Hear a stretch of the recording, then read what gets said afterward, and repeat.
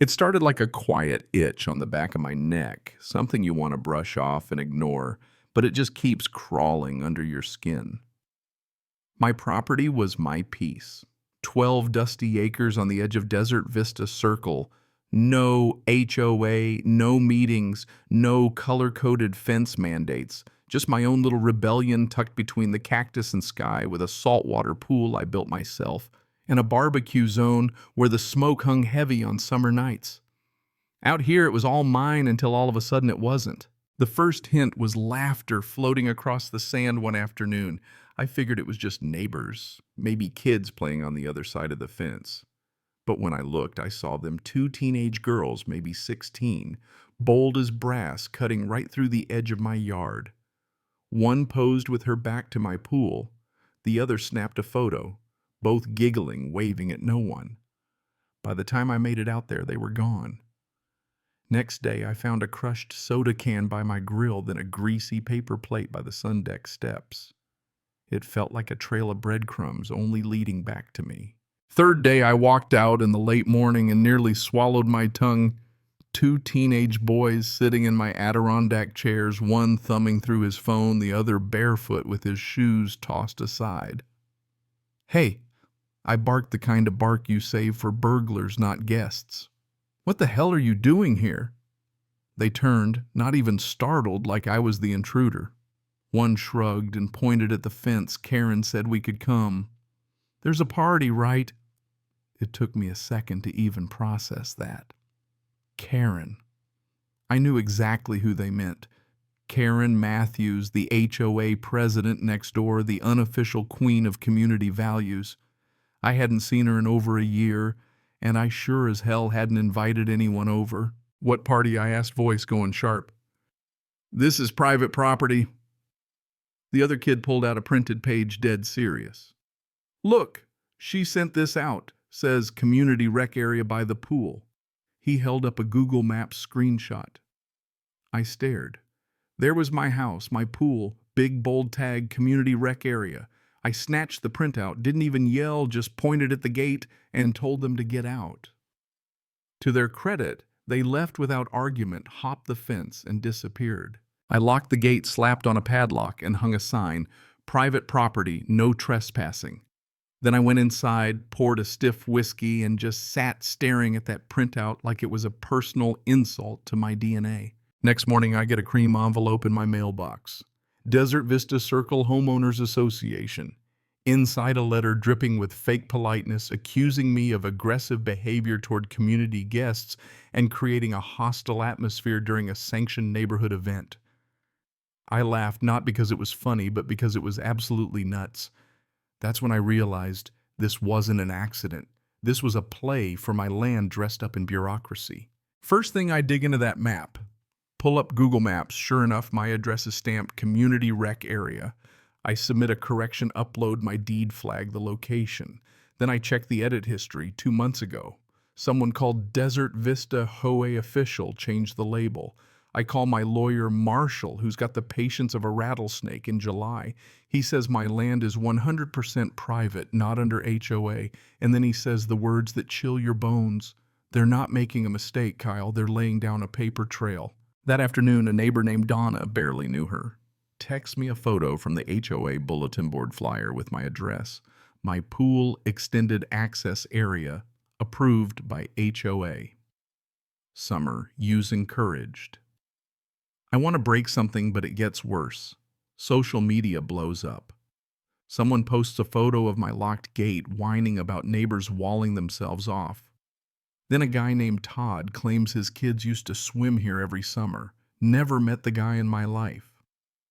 Karen herself posts a community update blaming one resident's regrettable hostility for reconsidering pool access. Then, like a cherry on top, I get a forwarded PDF and HOA email blast with a fake email supposedly from me thanking Karen for organizing shared pool access. Only I never wrote it. I dig up an old email I sent Karen years back about fencing and see they'd copy-pasted a line about family visibility twisted into approval. Marshall's verdict forgery. So I go full Fort Knox, install cameras, motion sensors, cloud backups, everything but a moat. That night, I stand by the fence looking out at Desert Vista's porch lights, thinking if they're trying to gaslight me, they picked the wrong guy. I've spent years in security architecture. I can spot a sneaky boundary grab a mile away. Then comes a certified letter from the zoning board, a proposal to reclassify transitional use zones abutting Desert Vista. My address is on it. It's vague, but I know what it means. They're trying to slip my land into a new category, a stealth move toward forced shared access. I send it to Marshall. He says, came from the HOA. I'll start digging. Meanwhile, I turn historian dig through old closing papers. Find a notarized letter from Dr. Charles Langley, the previous owner, dated a decade ago, formally refusing the HOA's request to include the property. Mentions Karen by name. Turns out she tried the same trick on him, wanted to claim his pool as a community enhancement asset. He shut it down with a lawyer and some backbone. A few days later, a box appears on my porch. No return address. Inside is a rolled-up blueprint annotated in shaky handwriting, HOA's Visual Unification Plan. You didn't get this because you're not on the list. On the map, my property is shaded green, Phase 3 Expansion Zone Recreation Integration Area. Arrows point straight at my pool, Eastern Rec Access Opportunity 2024 Candidate. For what, neighborhood doormat of the year? I double the cameras, tape the blueprint to my fridge, and wait. Then comes the escalation. I'm gone for a few hours, meet a zoning contact Marshall setup. When I get home, the air feels wrong. There's a solo cup by the mailbox, the side gate unlatched. I round the corner and boom. There's a full-blown party in my backyard. 10, maybe 12 people. Some teens, some adults, half-naked, loud.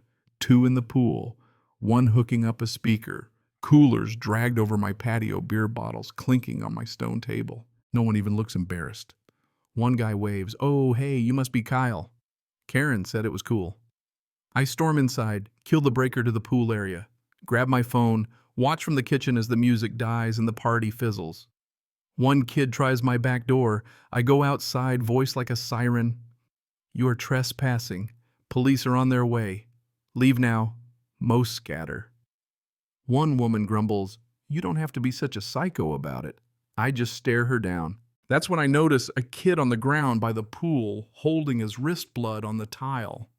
Another boy hovers over him wide-eyed. "What happened?" I ask. "He slipped, was running. His wrist looks bad, maybe broken. No one's called for help. Apparently Karen told them not to. Don't involve outsiders unless there's blood." I call 911 myself. Cops and EMTs arrive in minutes. I hand over camera footage every second of trespassing, drinking. One idiot even took a selfie on my chair, captioned "Private LOL." The police ask if I want to press charges. Hell yes. Inside, it's worse. They went through my kitchen drawers, ate my leftovers, left muddy footprints. Under the sink, a Ziploc with a bloody paper towel. Someone tried to hide the evidence. That night, I'm up organizing files, uploading footage, sending everything to Marshall and the sheriff. This isn't kids being kids. This is orchestrated, and now someone's hurt. That changes everything. A few days later, an email lands in my inbox. No subject, no signature, just a burner address. You don't know the half of it. Start here. 4 attachments. Internal HOA memos laying out their plan to annex my land, color-coded spreadsheets, marking me as non-compliant, hostile to integration, PowerPoints pitching a community rec center built on my property, even a PDF of meeting minutes, Karen proposing to initiate friendly community engagement with contingency strategies if met with resistance. Translation: take what you want, worry about the fallout later. I print everything, call Marshall. He sounds half thrilled, half horrified. "This is strategic property theft," he says. Then the twist.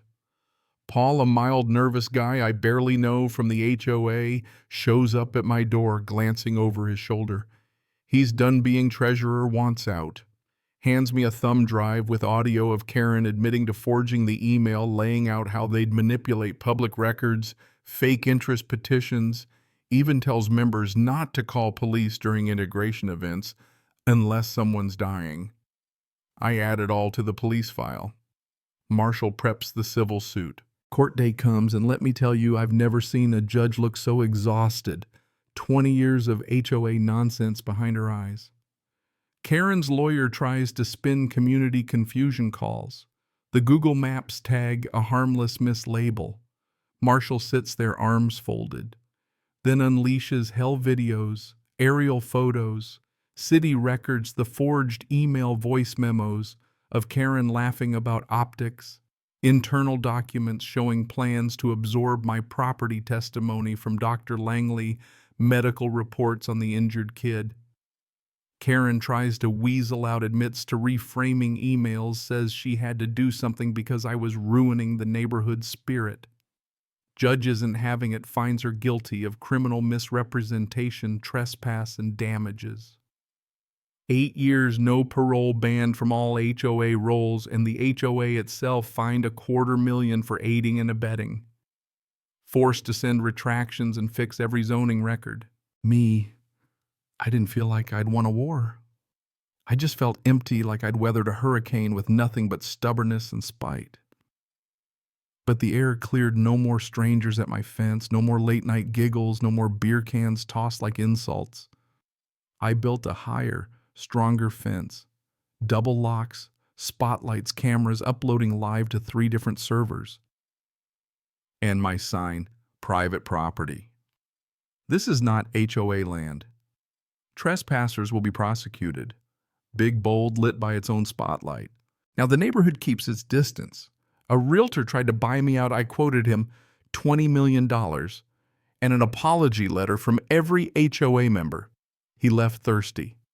The local paper ran a story, private pool, public war. County planning launched an audit into HOA overreach statewide. And the best, a tiny potted plant left at my mailbox from one fence hater to another. Respect. Desert Vista held their annual forum in the clubhouse Karen once dreamed of annexing for her kingdom. I sent a courier with a notarized mahogany-framed refusal to participate in anything HOA ever. I hear they hung it on the wall, a cautionary tale. And every day they walk past that sign at my gate. Just beneath it, the plaque, "This land is privately owned. Not yours, not ever." I didn't just defend my line, I drew it for good. And hey, maybe next time someone will think twice before trying to redraw the map. But you tell me, where's the line between community and control? Where does justice end and pettiness begin? Let me know what you'd have done if it was your land, your fight. Drop your thoughts below. I have a feeling this isn't the last round in the boundary wars.